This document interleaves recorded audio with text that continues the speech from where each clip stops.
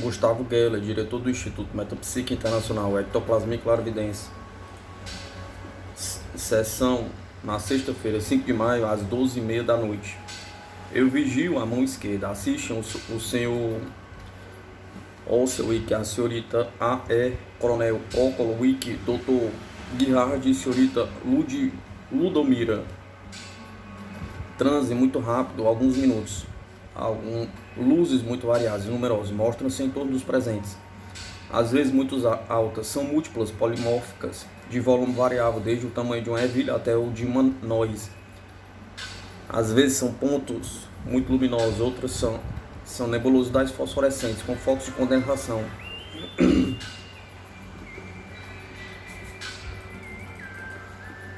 Outras, por último, são rosário de luz, de 4 a 6 pontos luminosos, formando guirândola.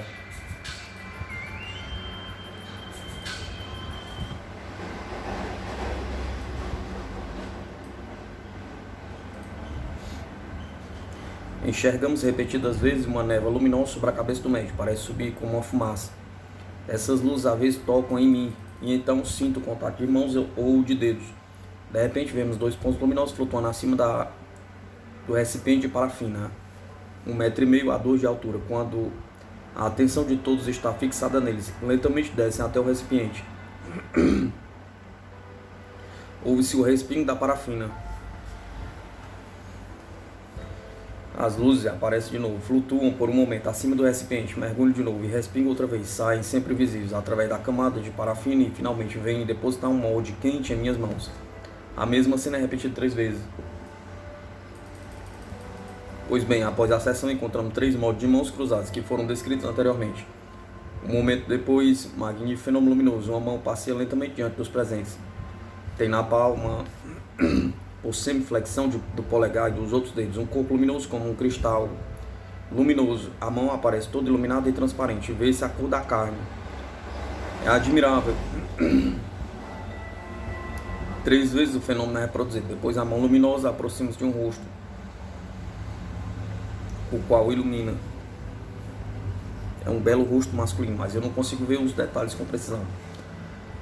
Durante toda a cena anterior, o médium em transe com as 2 mãos sendo seguradas não faz um único movimento. A sessão termina às 2 da manhã.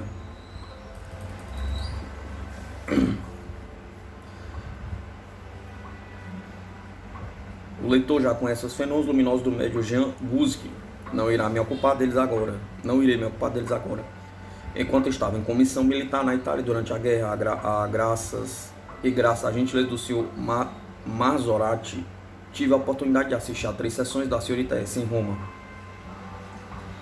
Não tenho o direito de publicar nada sobre essas sessões. Direi simplesmente que os fenômenos eram completamente iguais aos de Kluski e Guzzi na casa do senhor Marzorati. Como no Instituto Metapsíquico, a vigilância era absoluta e ele não teria permitido nenhuma trapaça. Digamos claramente a este respeito que se a fraude por imitação dos fenômenos luminosos é possível e fácil, impõe como condição sine qua non, quando o médium está estritamente vigiado, a presença de um cúmplice. Mas essa hipótese é inadmissível em nossas experiências. Não poderia haver cúmplice na casa do Sr. Kluski ou na casa do príncipe Lubomirski, ou na Sociedade Polonesa de Estudo Psíquico, ou na casa do Sr. Marzorati, ou no Instituto Metapsíquico. Quanto às sessões do Instituto, já descrevi os cuidados tomados para não ter necessidade de falar sobre o assunto novamente. Posso, portanto, afirmar que os fenômenos luminosos constituem um dos elementos primordiais das sessões de ectoplasmia. Secreção luminosa. Temos observado em diferentes vezes a secreção luminosa. A primeira vez foi em uma das sessões da senhorita S. Uma coluna vagamente fosforescente apareceu por um momento ao meu lado. Dela saiu uma mão luminosa de forma perfeita, tamanho real. Os 5 dedos principalmente estavam iluminados. Esta mão tocou o meu antebraço amigavelmente repetidas vezes. No momento desse leve choque, uma gota de líquido luminoso caiu em minha manga e ali brilhou por 15 ou 20 segundos após o desaparecimento da mão. A manifestação mencionada era inesperada para mim e não deixou de me desconcertar um pouco. Na época eu era o ignorante dos trabalhos do professor Rafael Dubis sobre as secreções luminosas.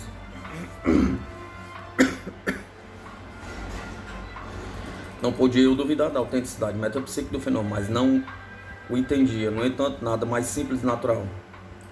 Observei uma manifestação totalmente idêntica ao Sr. Kluski em uma das primeiras sessões realizadas no Instituto, quando as duas mãos do médium estavam seguras. Com muito cuidado, vimos nas calças do médium uma grande mancha luminosa que durou cerca de 30 segundos, depois desapareceu. Essa mancha muito intensa ainda persistia um instante depois, quando terminada a sessão. A luz elétrica foi acesa. Também desta vez, apesar da minha confiança em Kluski, da certeza que o nosso procedimento de vigilância me deu, fiquei espantado. Por último, observei também a secreção luminosa com Guzzi. Uma vez que minha testa ficou marcada por uma mancha fosforescente por alguns momentos após o contato com uma entidade materializada luminosa. O mesmo fenômeno foi reproduzido em experiências recentes feitas com o mesmo médium. Agora vamos passar em revista as principais observações clássicas das sessões de materialização. Veremos que em todos os lugares e sempre as coisas acontecem da mesma maneira. O Sr. Delany, em seu belo livro As Aparições Materializadas, faz um resumo dos fatos do modo seguinte. Seria necessário fazer um estudo especial completo sobre as manifestações luminosas que acontecem durante as sessões às escuras. Ora aparecem em forma de estrelas, de relâmpago, de manchas mais ou menos brilhantes de cor azul esverdeado. Ora aparecem no espaço, ora são uma espécie de névoas amorfas e luminosas. Ora flutuam em torno do médium ou de outros assistentes. Afetam também formas ovoides ou anulares, ou apresentam o aspecto de simples manchas.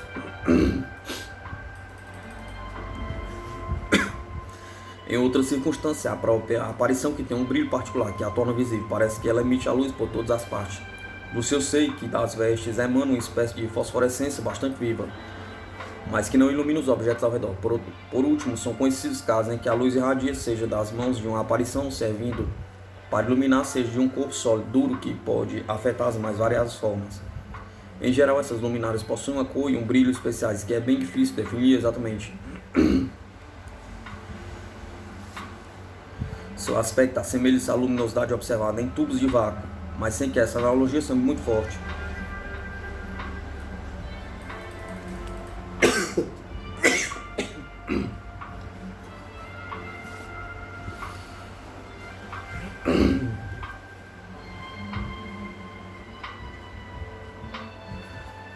Entre as observações extremamente numerosas da biofotogênese metapsíquica, iremos nos contentar com citar aquelas que foram relatadas por alguns sábios. Eles, em primeiro lugar, o resumo sintético de Crookes. Essas manifestações, sendo um pouco fracas em intensidade, geralmente exigem que a sala não seja iluminada. Nem preciso lembrar meus leitores que em tais condições tenham tomado todas as precauções apropriadas para evitar que ela me fosse feita com óleo fosforado ou outros meios.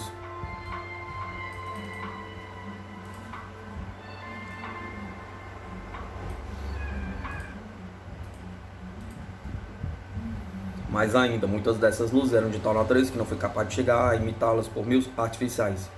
Sob as mais rigorosas condições de vigilância, eu vi um corpo sólido, luminoso por si mesmo, com um volume e a forma aproximados de um ovo de peru, flutuar silenciosamente atravessando a sala, levar-se mais alto do que qualquer um dos presentes poderia ter feito, mesmo ficando na ponta dos pés, e em seguida descer suavemente sobre o pavimento. Este objeto ficou visível por mais de 10 minutos, e antes de desaparecer atingiu a mesa 3 vezes, com um ruído semelhante ao de um corpo duro e sólido. Durante todo esse tempo, o médium estava deitado em um chaise longue e parecia completamente insensível. Tenho visto ponto de luz brotando de um lado e de outro e repousar na cabeça de diferentes pessoas. Tive respostas a perguntas que fiz através de faíscas de luz brilhante que ocorreram diante do meu rosto e no número de vezes perdido por mim. Já vi faíscas de luz subirem na mesa até o teto e depois caírem de volta na mesa, com um ruído muito perceptível. Já obtive uma comunicação alfabética por meio de relâmpagos que eram produzidos no ar e à minha frente, e no meio dos quais eu passava minha mão. Já vi uma nuvem luminosa passear por sobre uma pintura, também sob as condições da mais rigorosa vigilância. Aconteceu-me mais de uma vez que um corpo sólido fosforescente cristalino foi colocado em minha mão por uma mão que não pertencia a nenhuma das pessoas presentes. Em plena luz vi uma nuvem luminosa pairar sobre um heliotrópio localizado em uma mesa ao nosso lado, quebrar um galho de quebrar um galho e dar lá uma senhora. Em algumas circunstâncias eu vi uma nuvem semelhante condensar-se diante de nossos olhos, tomando a forma de uma mão e transportar pequenos objetos. Já vi mais de uma vez um objeto que a princípio desloca-se, depois uma nuvem luminosa que parecia formar-se ao seu redor, e por fim a nuvem condensava-se, tomava forma e se transformava em uma mão perfeitamente feita. Essa mão nem sempre é uma simples forma, às vezes parece animada e muito graciosa. Os dedos movem-se e a carne parece não tão humana quanto a de todas as pessoas ali presentes. No punho ou no braço torna-se vaporosa e pede-se uma nuvem luminosa. Pede-se em nuvem luminosa.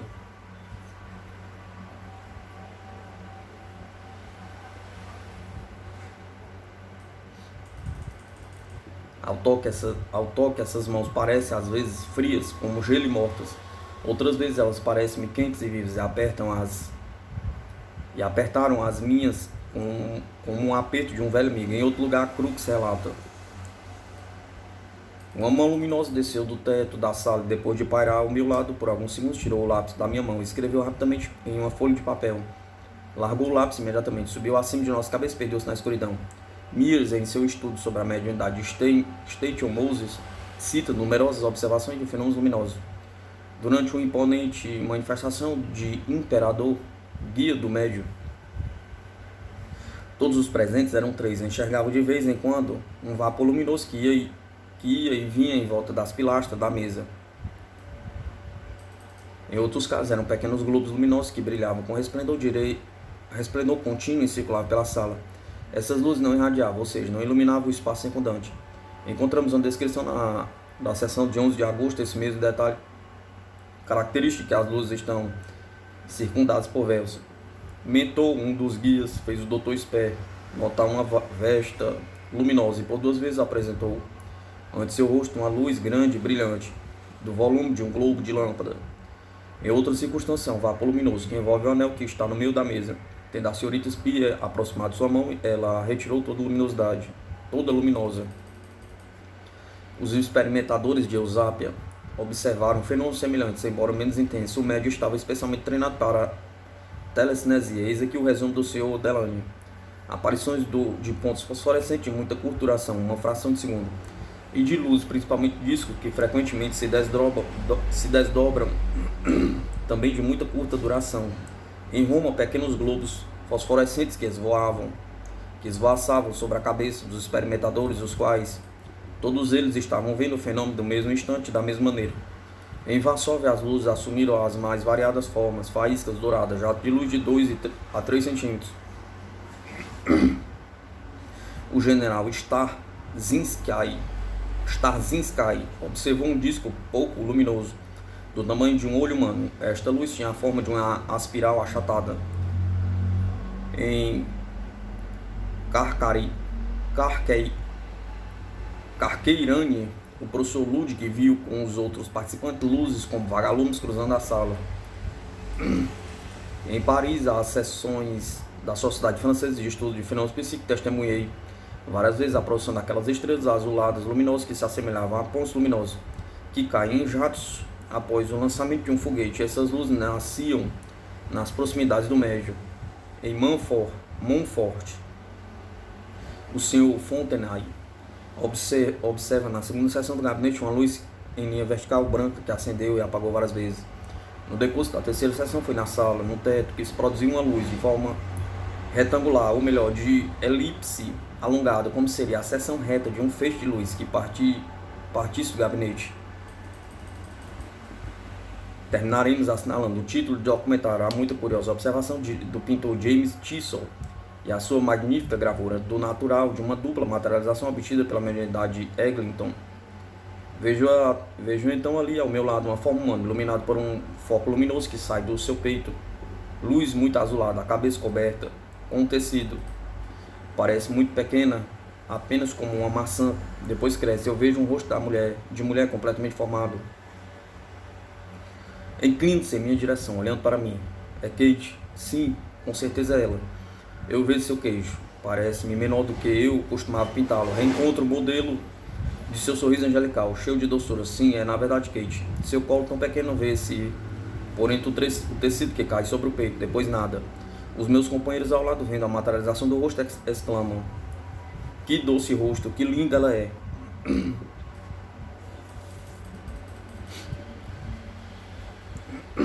Eis aqui Kate, que reaparece desta vez mais sensível. É realmente uma pessoa de aparência viva, o que tenho diante de mim. O rosto é azulado, como se iluminada pela lua. Sim, de fato, é minha Kate, mas ela desaparece antes que eu pudesse ver a iluminação das mãos. Após alguns instantes ela volta, e então eu observo tudo muito bem. As duas mãos juntas aparecem segurar um cristal luminoso. É iluminado como pela eletricidade acumulada na região do estômago. A figura desaparece. Será que isso acabou? Pergunta.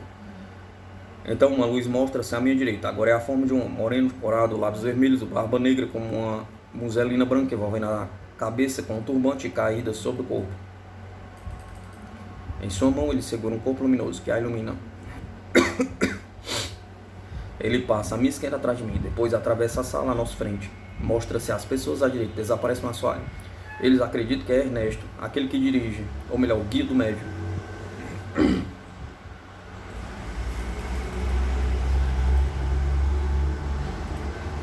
Alguns momentos se passam esperando a conversa, e a conversa languidece. Duas luzes ao seu lado, o Sr. Tisson, duas formas, que lindo. Eu olho para a direita, nas mãos dos meus companheiros, da direita e da esquerda, da minha mão esquerda, para não interromper a corrente, ficando assim com a possibilidade de me voltar para trás com mais conforto.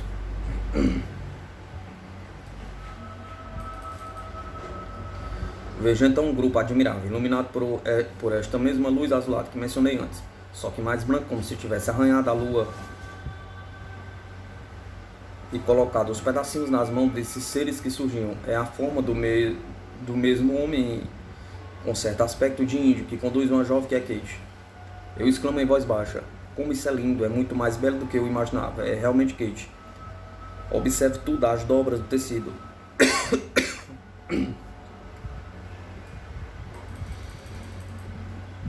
A disposição das mãos, uma das mãos do homem aproxima-se de Kate, como que para iluminá-lo melhor. A outra a envolve em sua roupagem, parece conduzi-la como uma filha ou irmã. Em todas as observações anteriores, as luzes estão mais ou menos diretamente ligadas com órgãos materializados, ou pelo menos com materializações esboçadas. Trata-se, em tais casos, de um puro fenômeno de biologia metapsíquica. Em alguns métodos, a manifestação biológica assume mais raramente uma aparência de fenômeno físico. É o caso do médium Ayrton. Por último, a manifestação pode ser mista, afeta o aspecto de uma descarga elétrica, ficando, é claro, relacionado ao processo de materialização. O Sr. Silbert de Grazet emite relâmpagos como Ayrton, relâmpagos que saem dos dedos e do tronco. Esses relâmpagos permitem às vezes ver as formas ectoplasmáticas, que também podem emitir resplendores análogos aos do médium.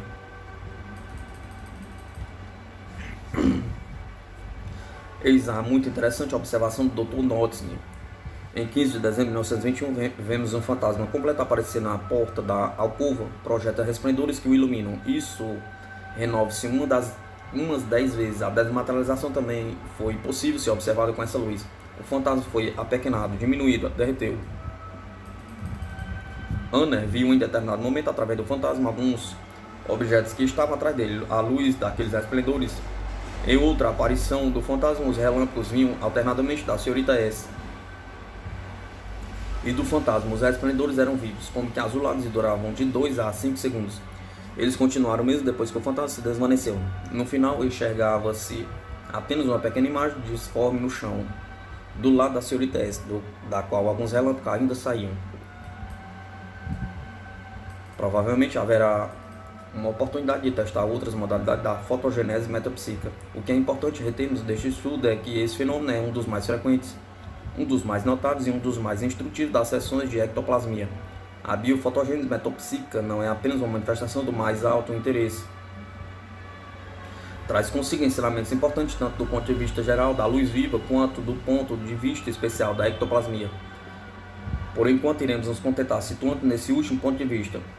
Podemos completar nosso conceito sobre o processo ectoplasmático. De tudo o que sabemos hoje, resultam as seguintes conclusões. A condição primordial da ectoplasmia resiste na descentralização anatomo-biológica do corpo do médium.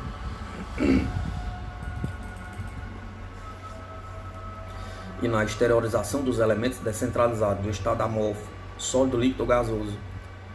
Essa descentralização é acompanhada pela liberação de uma proporção considerável de energia vital. A energia vital assim liberada pode ser transformada em energia mecânica. Daí a telecinesia e as batidas. Pode ser transformada em energia luminosa. Daí a produção de luz viva, inteiramente análoga à luz viva normal. Umas vezes a energia da luz parece se condensar neste ou naquele organismo materializado, ou em vias de materialização. Outras vezes depende de uma secreção fosforescente, suscetível de se aglomerar e formar verdadeiras lâmpadas vivas. Em outras, por último, ela se manifesta na forma de descargas ou relâmpagos.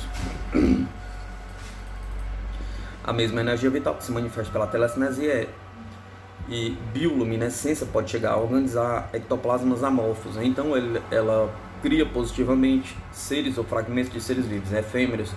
As materializações perfeitas constituem a fase terminal e superior da ectoplasmia. Essas fases essenciais da ectoplasmia precisam ser submetidas agora a uma análise minuciosa e detalhada. Talvez sejamos censurados por não termos, antes de mais nada, recorrido a tal análise.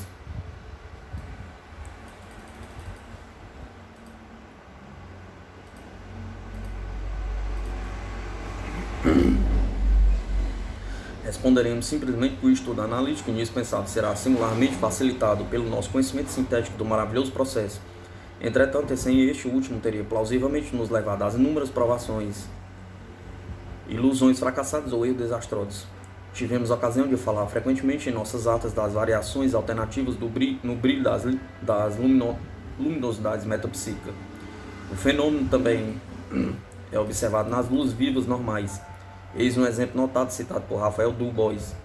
Foram retirados das profundezas do Golfo da Gasconha, entre outros exemplares pertencentes à família das gorgônias, que devem ter formado verdadeiras florestas luminosas no fundo do mar, porque estes poliporos podem atingir até 2 metros de altura. Içados sobre a ponte do talismã que os tinha pescado, eles produziam jogos de luz cujo resplendor era atenuado, depois reavivado, passando do violeta ao púrpura, do púrpura ao vermelho, ao laranja, ao azul e a diferentes tons de verde, às vezes até o vermelho, branco. E esta não é uma das peculiaridades menos curiosas da luz fria fisiológica. A claridade era tão viva que era possível ler uma distância de 6 metros. Analogia das experiências do Instituto Geral Psicológico com as do Instituto Metapsíquico Internacional.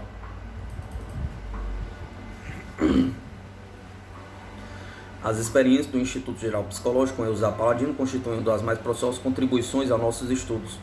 Sua longa duração, 3 anos, 1905, 6 e 7, a minúcia e perfeição da vigília humana e experimental, da vigilância humana e experimental, o alto valor dos sábios que realizaram.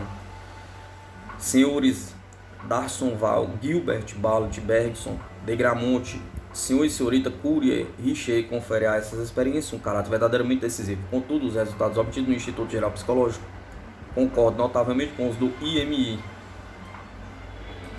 Sem dúvida, existem diferenças ainda muito importantes, mas não diferentes de detalhes e não essenciais. Daremos a conhecer aos nossos leitores algumas das principais atas taquigráficas das sessões realizadas no Instituto Geral Psicológico, tal como constam no relatório oficial, e as comparemos sucessivamente com os nossos próprios documentos.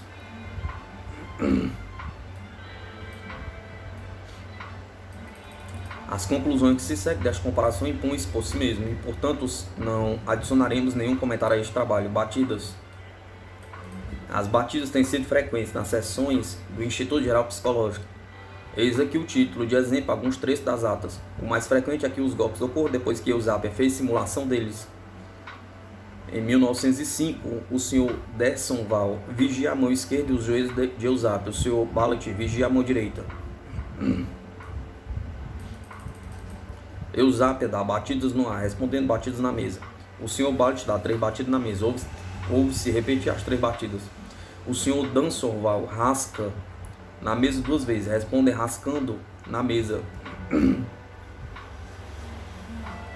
O Sr. Ballot arranha a mesa. Um ruído semelhante é ouvido pouco depois. Em 1915, Eusébio bate com a mão esquerda no ombro do Sr. Courrier e batidos correspondentes são ouvidos na mesa.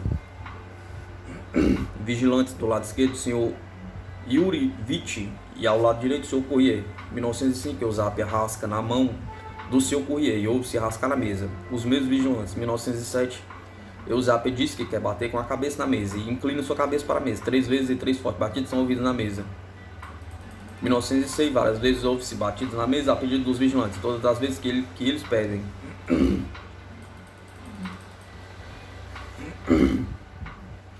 1907, Eusapia à distância na mesa faz um gesto de bater e ouve-se batidas na mesa, que está na cabine. Simula 2 golpes, depois 4, e eles são ouvidos repetidos o mesmo número de vezes atrás da cortina. 1905, Eusapia dá um soco no tampo da mesa e pede ao Sr. Champetier que coloque a mão ali. O Sr. Champetier sente sob sua mão como um soco dado no tampo. 1905, Eusapia dá leves tapas nas costas do Sr. Ballet. O mesmo número de batidas repete sobre a mão do Sr. D'Arsonval, colocado na mesa pedestal, 1 metro à esquerda do sujeito. Se o leitor agora consultar os relatos de experiência do IMI, perceberá imediatamente ao lado de números analogios uma diferença notável. Em seu segundo estado, durante as sessões, Eusapia parecia ter uma direção bem nítida na produção das batidas que, à sua vontade ou seu comando, eram produzidas. Pelo contrário, com o Sr. Franek Kluski, nunca houve batidas em nossas sessões, a não ser em casos de transe completo do médium, com absoluta imobilidade e inconsciência. Além disso, com Eusapia, as batidas eram geralmente produzidas nas proximidades da médium. No caso de Kluski, às vezes são ouvidos muito longe dele, até vários metros de distância. Em Eusapia, as batidas eram principalmente uma manifestação mecânica. Em Kluski, elas constituem uma manifestação de ordem intelectual. Elas são o principal meio de comunicação com as entidades produtoras dos fenômenos. Telecinesia. Os movimentos sem contato têm sido com muita diferença. O fenômeno mais frequente nas sessões de Eusapia. Aqui estão alguns exemplos retirados da memória oficial. 1906, 3 de abril, às 5h34, as madeiras das 2 janelas da sala de experiência estão abertas. Eusapia pergunta se o Sr. Bergson, que está fora da corrente, está vendo seus joelhos. Sr. Bergson, muito bem. A mesa eleva bruscamente todas as 4 pernas. Sr. Yurievich, tenho certeza de que não soltei a mão dela. Sr. D'Arsonval, eu, a mesma coisa. 1905, Eusapia tem uma mão levantada e a outra segurada pelo Sr. D'Arsonval, colocado sobre a mesa. O Sr. Yuri vigia os joelhos. A mesa eleva-se primeiro das pernas 1 e 2, em seguida das 4 pernas. 1905, Eusapia fecha os punhos e os leva para a mesa. Põe de novo as mãos na mesa, depois as levanta. A mesa é levantada nas 4 pernas. O aparelho resistor indicou a elevação da mesa. Os senhores D'Arsonval e Yuri, que vigiam à esquerda e à direita, declaram que os pés e os joelhos de Eusapia não se moveram. 1905. A mesa é levada das 4 pernas. Na início, batidos, elevando-se inteiramente 5 vezes. Às 10h30, a mesa eleva-se das 4 pernas, uma das mãos de Eusapia sendo segurada pelo Sr. D'Arsonval e a outra sobre a cabeça do Sr. Yuri. 1905, às 9h58, a mesa eleva-se totalmente de 30 centímetros do chão e permanece no ar por 7 segundos. A Eusapia tinha apenas uma mão sobre sua mesa. Sobre a mesa, a vela colocada embaixo desta permitia a vigilância dos joelhos, que não se moveram.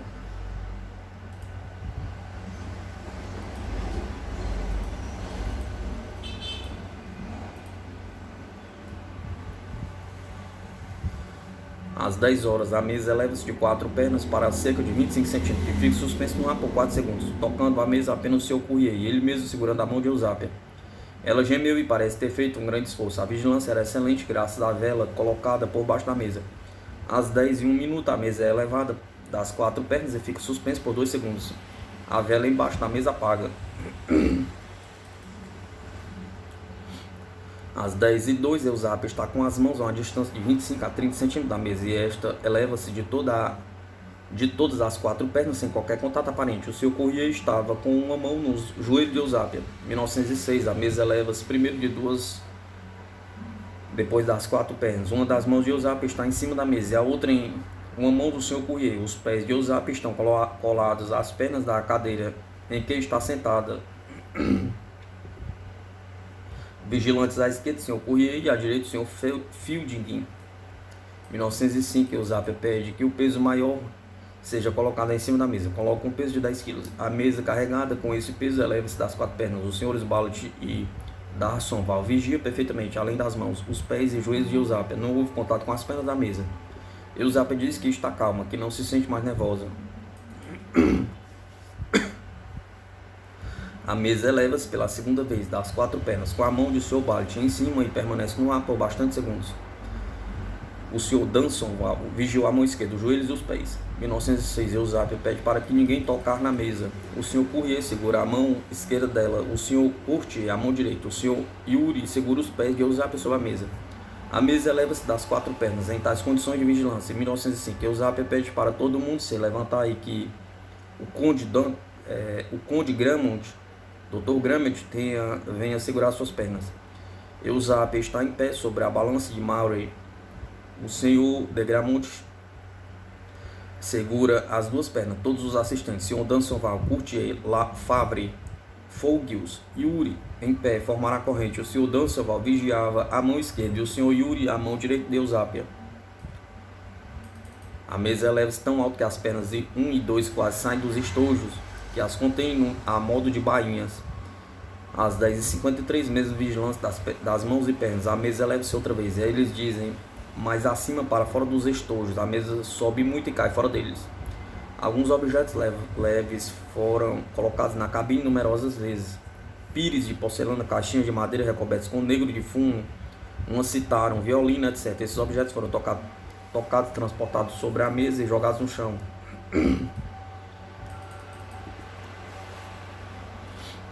1905, Eusapia faz gestos com as mãos e soa a citara dentro do gabinete. Eusapia arranha a mão do Sr. D'Arsonval e a citara soa novamente como sendo pontilhada por uma mão. 1905, fios de lã foram colocados atrás da cortina da cabine em malhas próximas o suficiente para evitar que o braço pudesse passar por entre elas. No meio da sessão ouviu-se o barulho do rompimento daqueles fios e alguns momentos depois de uma bola feita com eles caiu dentro do círculo. De outra feita, uma cantoreira prega em um canto dentro da cabine foi arrancada de seus suportes. Objetos muito mais pesados foram deslocados, elevados e transportados. Por exemplo, um banquinho de 1 metro de altura carregado com um balde cheio de argila. O referido banquinho estava na cabine. Ele foi visto entrando e saindo várias vezes pela abertura da cortina. Foi expresso o desejo de que o balde de argila fosse transportado para a mesa. Eusapia pediu para concentrar as vontades para que isso acontecesse. De fato aconteceu. O banquinho foi então levantado até o ombro da senhorita Courier, do Sr. Courier. O recipiente de argila pesava 7 kg e exigia grande esforço para ser erguido e segurado com uma só mão. O balde media 30 centímetros de comprimento por 24 de largura. Já falamos de uma mesinha pedestal, normalmente feita de madeira branca, localizada ao metro de Eusapia, à sua esquerda. Esta mesa pedestal foi deslocada muitas vezes e é elevada completamente em diferentes circunstâncias.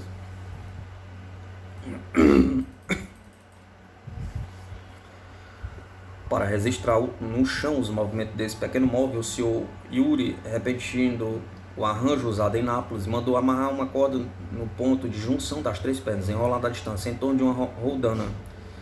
Um peso de 100 gramas foi amarrado à ponta da dita corda que garantiu o contato com a polia. Este peso subia quando a mesinha se afastava e descia quando a mesa se aproximava da polia mencionada, sendo que a polia deslocava-se em ambas as direções sob o efeito do movimento da mesa do pedestal. Essa polia estava conectada à outra por meio de uma corda de transmissão, e essa corda foi fixada com um estilete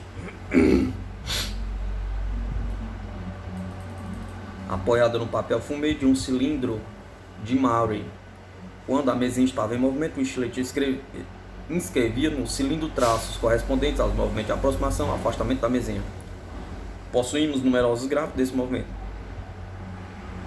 Na figura 23 podemos ver que a mesa pedestal avançou 2 vezes, depois retrocedeu 2 vezes, depois avançou para retroceder novamente. É claro que essas linhas não indicavam como os movimentos sucessivos do móvel foram realizados, mas elas testemunharam que tais movimentos realmente existiram, que não temos sido, como algumas pessoas afirmam, joguetes de uma ilusão e nos permitem medir os deslocamentos. Voltemos agora para o taquigráfico nas sessões 1905, Eusapia fecha os punhos com as mãos para o alto, não na corrente, faz gesto de chamada e repulsa. A mesa pedestal avança, retrocede em sincronia. 1905, Eusapia, segurando a mão esquerda do Sr. Ballet com a sua direita, avança sobre a mesa, de experiência em direção à mesa pedestal, que se eleva. O Sr. Ballet retira sua mão, a mesa pedestal aproxima-se. O Sr. Dansoval segurava a mão esquerda de Eusapia. Eusapia diz: "Vá embora." A mesa pedestal afasta-se. O Sr. Dansoval, isso foi feito sem nenhum contato aparente. Eusapia segura a mão do Sr. Ballet e o faz indicar o gesto de rejeitar a mesinha pedestal. A mesa é empurrada para trás até atingir a parede. 1906, a mesa pedestal colocada à esquerda de Eusapia, cerca de 50 centímetros de sua cadeira, eleva-se completamente, enquanto os pés de Eusapia estão amarrados às pernas de sua cadeira por laço e seus punhos amarrados aos punhos dos vigilantes.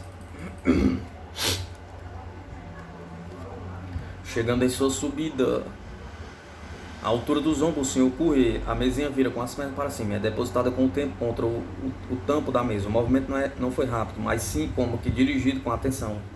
Vigilante à esquerda do Sr. Courrier, à direita o Sr. Yuri. O que é incrível, diz o Sr. Courrier, é a precisão com que a mesinha ainda anda sem tocar em ninguém. Descreveu uma bela curva quando veio se colocar sobre a mesa, mas não tocou absolutamente em mim. 1905. A mesinha pedestal eleva-se sob a mão do Sr. Dansoval, que exerce pressão ao contrário. O Sr. Dansoval, minha pressão correspondia a um peso de 2 a 3 quilos. A mesinha é transportada até ser colocada em cima da mesa. Tentam rejeitá-la sem conseguir. De repente, ela se eleva a uma altura de 50 centímetros e coloca sobre o ombro do Sr. Dansoval. A seguir, ela volta de novo para cima da mesa. Os Srs. Ballet e Dansoval esforça-se em empurrá-la e sente-se grande resistência. O Sr. Dansoval é absolutamente como a resistência do campo magnético.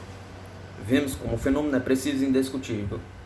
Em sua bela memória oficial, o Sr. Courtier enfatiza que existem 2 fenômenos de telecinesia que devem ser estabelecidos acima de qualquer discussão. Primeiro, a elevação completa da mesa com as pernas enfiadas dentro de estojos inamovíveis fixos ao chão, enquanto a vigilância das mãos e joelhos da média era perfeita. Segundo, os processos da mesinha para longe da média. Os pedestais, analisaremos agora as condições de deslocamento do pedestal colocado à esquerda de Eusapia, a cerca de 1 metro de sua cadeira. Este pedestal avança ou retrocede às vezes de acordo com o gesto de Eusapia. Ao se aproximar, poderíamos imaginar que, apesar das mais severas precauções para evitar fraudes, ela usa um fio qualquer, fio fino o suficiente para permanecer invisível, o que atrai o move por este meio. O esforço para deslocar uma peça de mobília tão leve, fazendo-se deslizar sobre um tapete, não chega a ser 1 quilo. Os senhores Courtier e Yuri mediram isso em Nápoles.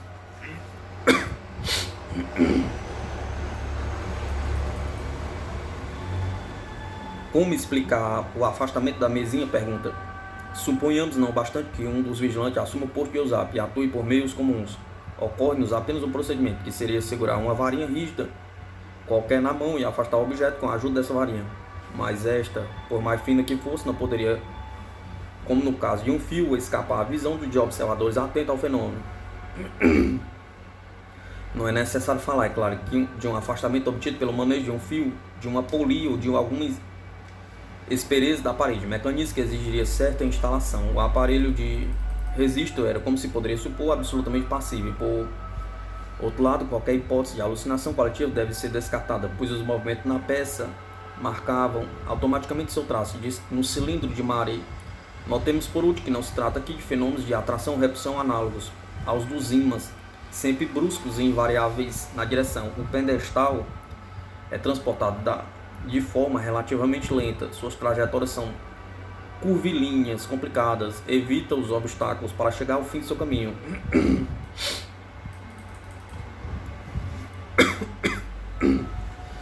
Lembremos que em 6 de abril de 1906, Eusapia concordou em ter seus pés amarrados às pernas da cadeira por meio de cordões. Durante a sessão, ela manteve seus punhos amarrados aos dos seus vigilantes da esquerda e da direita, os senhores Courrier e Fielding.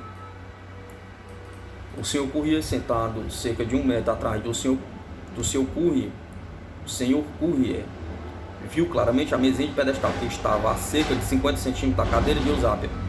Elevava-se no chão e não percebeu nenhuma mão que a segurasse. Essa mesinha subiu até a altura dos ombros do senhor Courrier. Girou no ar e veio colocar-se com as pernas para cima sobre a mesa de experiência na frente de Eusápia.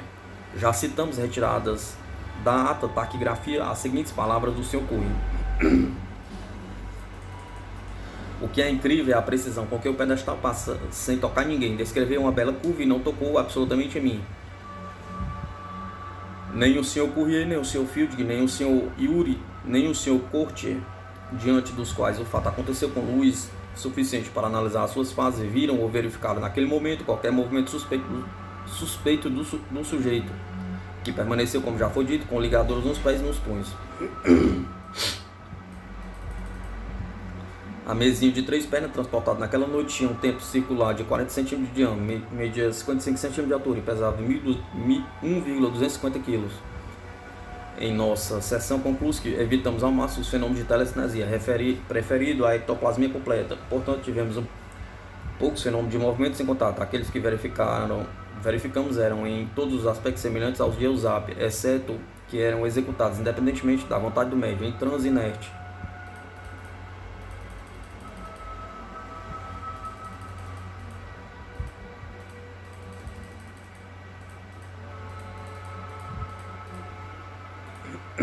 Contatos. A mesma notável analogia no tocante aos contatos, basta-nos citar algumas atas do Instituto Geral Psicológico.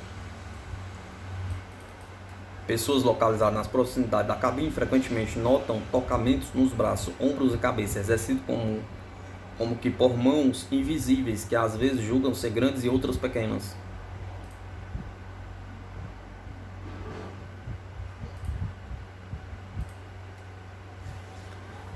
Em 1905, o Sr. Durval sentiu uma pressão na minha têmpora. Foi um contato suave, mas muito preciso. Em 1905, o Sr. Krebs sentiu uma pressão no braço esquerdo, como se fosse uma bola de algodão. Em 1907, o Sr. Courrier, fui tocado com toda certeza. Um dedo tocou em minhas costas. Tenho certeza da vigilância deste lado. A mão do Sr. Yuri não podia ter alcançado minhas costas. Senhor Yuri, por outro lado, estou igualmente certo da vigilante deste lado. Senhor Courrier, a mão da médium não tentou se livrar da minha, apoiar-se fortemente na minha mão.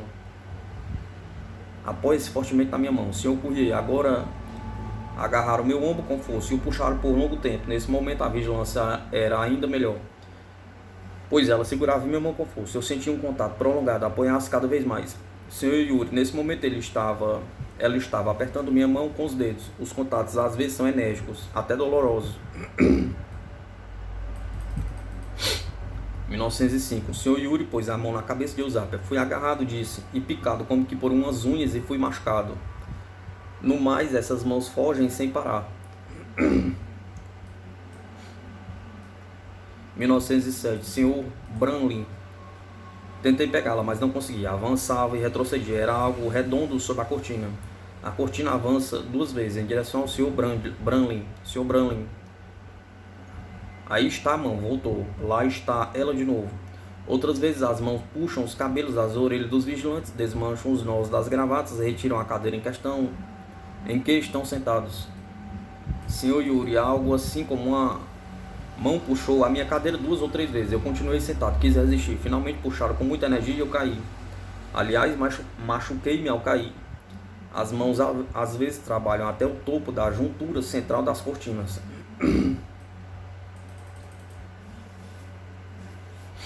1907. Eusápia pede para alguém subir na mesa. O Sr. Yuri ajoelha-se em cima da mesa, em frente à cortina. O Sr. Yuri coloca uma mão ao lado da cortina. Eusápia levanta a mão e estende o braço, para mostrar que ela não pode tocar na mão de Yuri. O Sr. Yuri, uma coisa agarrou a cortina ao lado da minha mão, muito no alto. Os vigilantes às vezes percebem contatos duplos ou sentem tocados um e outro simultaneamente. 1905. Os senhores Cury e Langevin são tocados simultaneamente. Eusápia afirma que 2 fenômenos irão ocorrer. Sr. Langevin, meu braço e quadril foram agarrados ao mesmo tempo. Às 10h18, o Sr. Langevin sente sua mão e braço sendo apertados ao mesmo tempo. Fenômenos luminosos. Os fenômenos luminosos foram da mesma natureza nas seções da Eusápia e nas de Kluske, mas os de Kluske são incomparavelmente mais notáveis. Não houve nebulosas humanas ou fantasmas luminosos no Instituto Geral Psicológico, mas essa diferença entre os fenômenos dos dois médios não é uma diferença fundamental nem essencial, é de ordem quantitativa. Kluske está educado para os fenômenos complexos da ectoplasmia, enquanto Eusápia está especialmente educado para os da telecinesia. Citemos alguns exemplos das sessões do Instituto Geral Psicológico. Em 1905, o Sr. Dansonval há luzes constantemente na testa de Eusápia, especialmente no lado direito. Essas luminosidades formam-se, apagam-se, iluminam-se outra vez. Sr. Gramont há luzes azuladas no ar. Sr. Dansonval, o fenômeno da fosforescência é muito nítido. Ele se manifesta sobre o fundo preto da cortina. Posso vê-lo perfeitamente. Sr. Gramont, vejo luzes azuis, vendo de Eusápia para a mesa. Eusápia está deitada em uma chancelong na cabine. Chaise-longue. Com seu consentimento, ela foi ligada dos ombros aos pés, com fitas de tecido amarradas e argolas presas ao chão, sob a referida chancelong. Além disso, também prenderam com alfinetes suas mangas no mesmo tecido do mobiliário, do lado direito e esquerdo. 1906, a pedido de Eusápia, o Sr. Curti sentou-se ao lado de Chancelong, no interior da cabine. Vejo, diz ele, algumas luzes vagas que sobem, até onde eu posso julgar, da parte média do corpo de Eusápia, e se dirigem para a abertura da cortina. Nesse momento, os presentes dizem ver uma luminosidade, uma espécie de mão na juntura das cortinas. Em 1906, o Sr. Curti está sentado na cabine, ao lado da Chancelong, da qual Eusápia está, como na sessão anterior, completamente ligada. Eusápia diz ao Sr. Curti, falando de si mesma em terceira pessoa, que é para ele olhar os fluidos que emanam do corpo da médium, certos gases luminosos, e anunciá-los quando surgirem. Percebo, diz o Sr. Curti, luminosidades a princípio muito tenues, nebulosas, como fosforescentes ou brancas, vagando pela cabine. Por cima do corpo de Eusápia, quando fico mais claro, elas avançam em direção à juntura das cortinas e parecem se condensar, elevando-se verticalmente. Os experimentadores fora da cabine podem enxergá-las por sua vez, na referida abertura. 1907, novos pontos luminosos aparecem acima da cabeça de Eusápia. Depois ela esfrega as mãos do Sr. Debierne. Brota ali uma faísca. Eusápia fala para o Sr. Currier esfregar as mãos uma com a outra. E 4 pontos de luz se avistam sucessivamente na frente delas. Eusápia traz a mão da senhorita Currier e a sua própria cabeça. Uma faísca brota de lá. Toca os cabelos da senhorita Currier e um ponto luminoso parece sair deles. O Sr. Jerry Desloges, que observa alguns pontos luminosos muito próximos, dá a seguinte descrição. O ponto brilhante ilumina uns como que anéis nebulosos à sua esquerda, mas essas luminosidades parecem deter-se bruscamente na parte inferior da mesma linha, como se o ponto fosse colocado sobre um suporte opaco.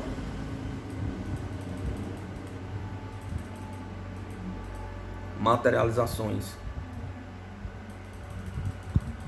A primeira diferença entre as seções de Eusápia e as de Franek e Kluske reside na mediocridade das materializações completas no primeiro médio, especialmente em face dos formidáveis fenômenos de Franek e Kluske. No entanto, veremos nas citações que seguem que as manifestações de Eusápia aparecem nitidamente como um bosquejo daquelas de Kluske. Os fenômenos luminosos que ocorrem nas proximidades de Eusápia costumam ter formas mais ou menos precisas.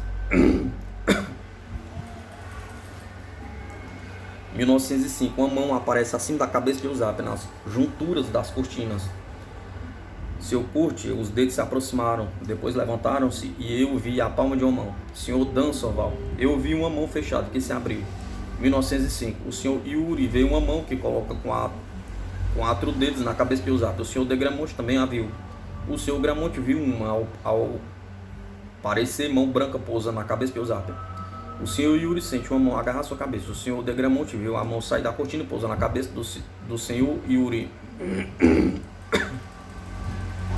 1907, Eusápia disse que quer fazer 2 mãos ao mesmo tempo, uma que bate e a outra que seja visível. A senhorita Currier e os senhores Curtier e Debierne enxergam uma forma de mão, não muito precisa, mas luminosa. O Sr. Yuri sente que é tocado 2 vezes. Sr. Perrin, não posso dizer que isso era uma mão. Sr. Debierne, uma mão de verdade, mas uma mão de verdade, não, mas o bosquejo de uma mão. Outras vezes percebe-se como que braços escuros, como silhuetas de sombras chinesas. Vê-se um como que braço preto bem próximo ao cotovelo do senhor Komiakov. O senhor Scurrier e o senhor Yuri viram isso claramente. Vê-se novamente algo como um braço preto que ao lado esquerdo da cortina aproximou-se várias vezes e tocou fortemente o senhor Komiakov no ombro. Foi visto pelos senhores Scurrier e Bergson de Gramonte, Komiakov e Yuri. 1906. Nesta sessão eu usava amarrada em uma chancelong. Como dissemos anteriormente, estava sozinha dentro da cabine. A corrente estava formada fora da cabine, em torno da mesa. Os presentes viram aparecer, por um momento, na juntura das cortinas algo como uma cabeça escura e um busto de homem coberto com um pano branco. A vigilância do médium. A vigilância do médium era essencialmente a mesma no Instituto Geral Psicológico e no IMI. Consistia, acima de tudo, em segurar suas duas mãos. Mas essa operação era muito mais fácil de realizar de modo seguro e concluso do que com Eusébio. De fato, enquanto Eusébio estava em perpétua agitação, Klusk, mergulhado em verdadeira letargia, não fazia movimento algum. Nessas condições, a vigilância de suas mãos e de todo o seu corpo era extremamente simples e deixava completa satisfação. Nunca, em caso algum, Klusk poderia ter feito o menor movimento não percebido. No Instituto Geral Psicológico, a verificação instrumental era muito utilizada, o que tem sido um grande auxílio para a vigilância pessoal. No IMI, utilizamos um procedimento inédito para verificar as funções dos corantes e substâncias químicas secretamente misturadas à parafina. Acima de tudo, tentamos obter fenômenos de impossível trucagem nas condições experimentais de que operamos. E isso foi conseguido plenamente. Como se vê, a comparação entre os documentos do Instituto Geral Psicológico e do Instituto Metapsíquico Internacional é muito instrutiva. Chamamos a atenção de nossos adversários de boa fé para essa analogia.